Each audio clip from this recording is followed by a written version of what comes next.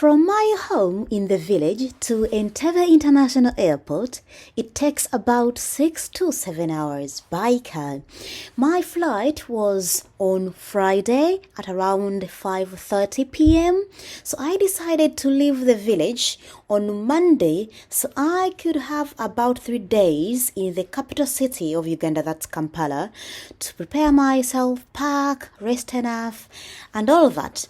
I had decided to leave the village on Monday, but I couldn't because I overslept. So I left on Tuesday. 2 days before I left, I went to the garden and tried to get a few things that I could take. For example, this lemongrass. I put this on my tea and oh my god, this solves all my problems. And then I went to say bye-bye to my orange. Well, I love these oranges, but the problem is whenever I go, I find that the kids have already taken all the oranges. It doesn't matter.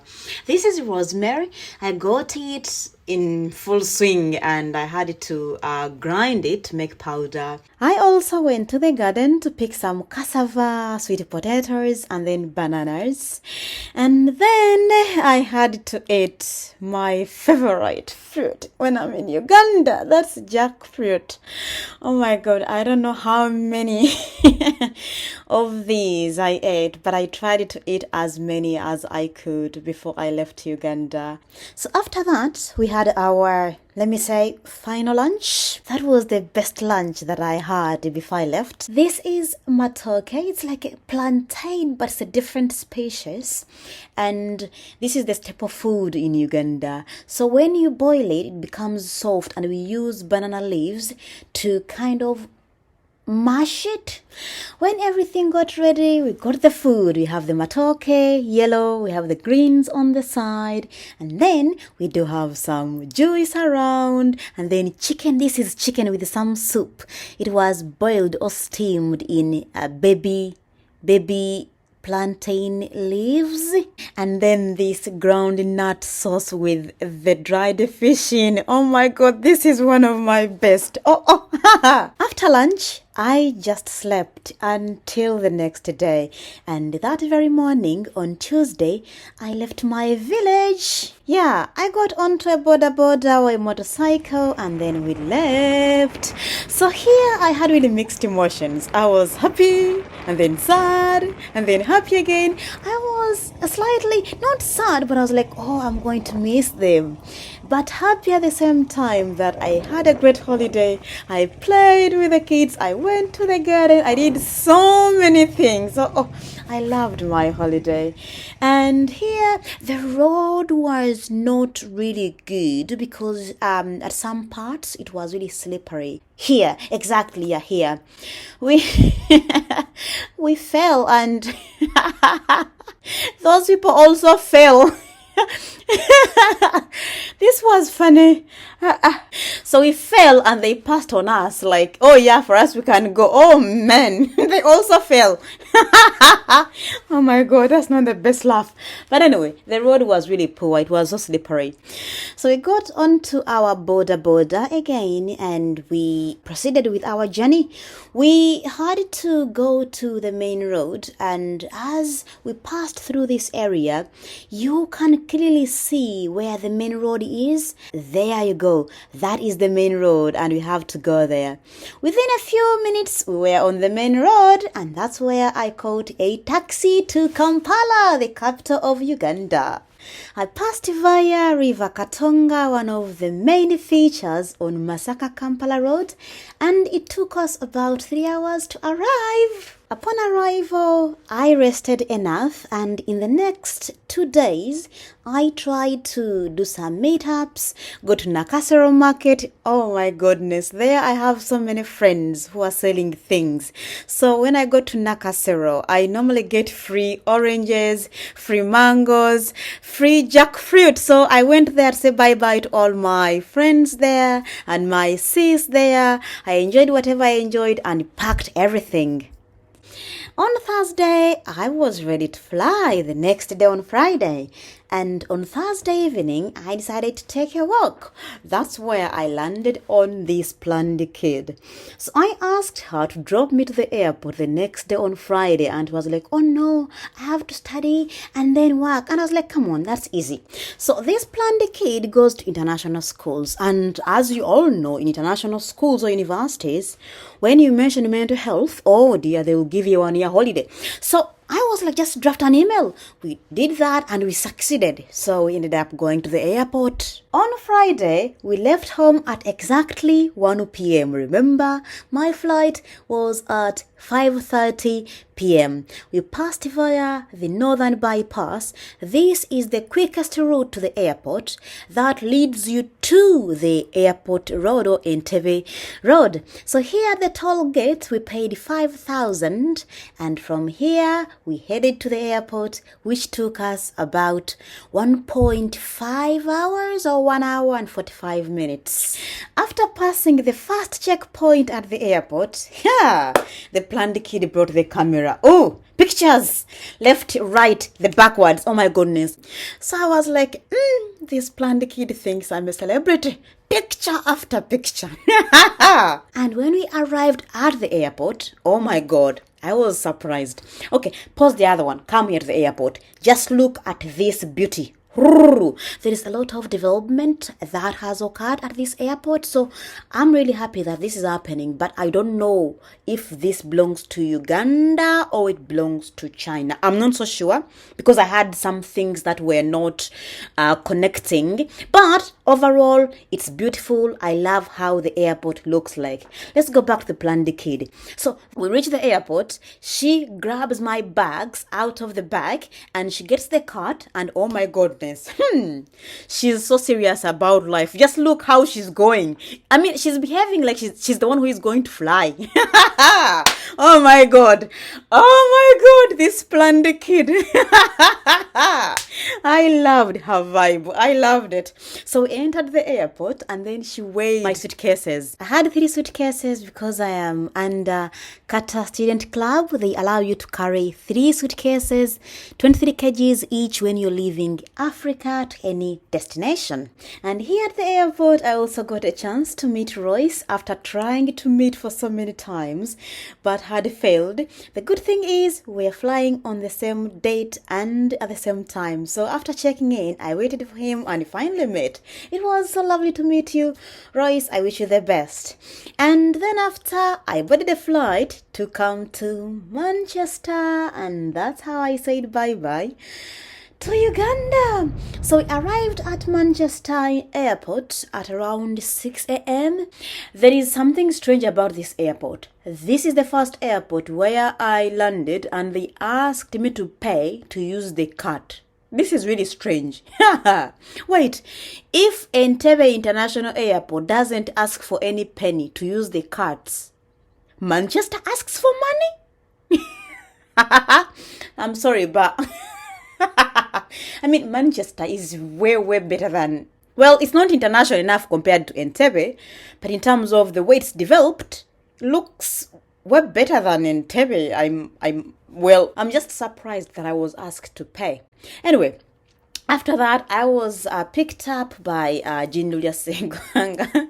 Well, that's his name. It's really long, but his name is Kennedy. Then after, I went to my home. So here is how Manchester looks like. I was surprised because I thought by the time I would be back in Manchester, I would expect it to be warm. But when I arrived at the airport, oh my God, it was so cold. I left Uganda when it was 25 degrees. So landing in Manchester, it was 11 degrees. I was like, oh, this is freezing. It was really cold. I was just disappointed because I thought by March, I'll come back when summer is starting or spring. But the flowers are out, but the temperatures are not favorable still for me. So I'm so disappointed. But anyways, here is how it looks like. Enjoy, guys.